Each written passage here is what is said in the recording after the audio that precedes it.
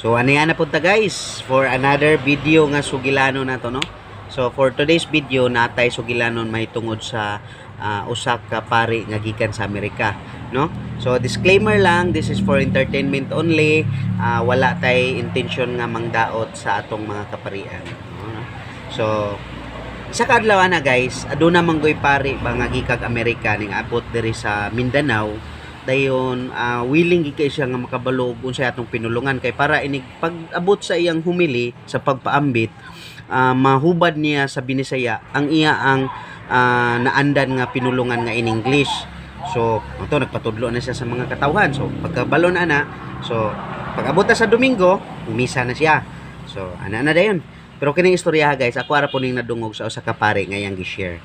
So ang gustong manggod sa pare kay ang naobserbahan diri sa Pilipinas, gamay ra kaayo ang mga kaparian ug daghan ang katawhan nga nanginahanglan og serbisyo sa kaparian. So mo nang iyang gusto nga i-kuan niya, i-encourage ang mga tawo nga kung kinsa tong naay mga gustong magpari, pasudlon sa seminaryo yun ana. So pag humana na guys, misa na siya. Man sa misa mo kuan man gid mo humili man gid, no. Hauman pud kaayo sa pagpangalagad ang tema sa ebanghelyo. So mo to pagka kuan na share na din siya. Ano siya? Denhay sa Pilipinas. Oh. Di ba slang man kay na sila mga istorya ko kuan magbinisaya. Oh. Ano siya? Denhay sa Pilipinas. Danghagang mga tao. Na, ana ng mga tao lah. Nagisaway na takip, danghag dong mga tao. Ano, istorya-istoryan dahil sila. Sa unsa man ang pariya, oy, manaway man. Ing iya dayong buot pasabot ato guys. Dinhi sa Pilipinas, daghan ang mga tao.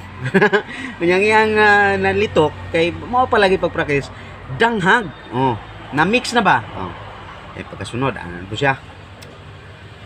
Ang mga pare, kulang-kulang. Na, ano sila natanawa.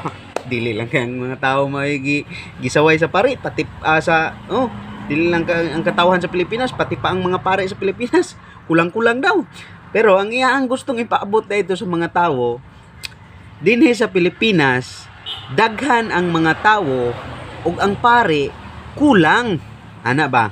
Unya ang iya lang pagkasulti, denhay sa Pilipinas danghag ang mga tao o ang mga pare kulang-kulang. Oh. So, kung kita ay maminaw nga mga Bisaya guys, so ma-misinterpret yun nato ang iyaang mensahe, di ba? So laktab yung pagkasulti ato guys, ang mga tao nag-instoryahan ay nag-chismis-chismis sila. Ingon na lagi daw ang ila ang nadungog sa mga pare. So, humana to guys. Humana sa iyang pagpaambit, ingon na siya. So, manentawag kita para sa pag-ampo. Ano na pare? Kinaaw, pamatya kami. Sus, ang pagdungog sa mga tao kay pamatyon man daw. Pero ang gusto dito sa pare guys, ang iyangi ko nito, Ginoo, pamatia kami. Lahi ra ba gid kay ano mustulti no kay pamatia, klaro kayo. Pero ila kay slang man, Ginoo, pamatya kami. Oh. Madirect ba? Pamatya. Oh. Imbes pamatia, pamatya ya.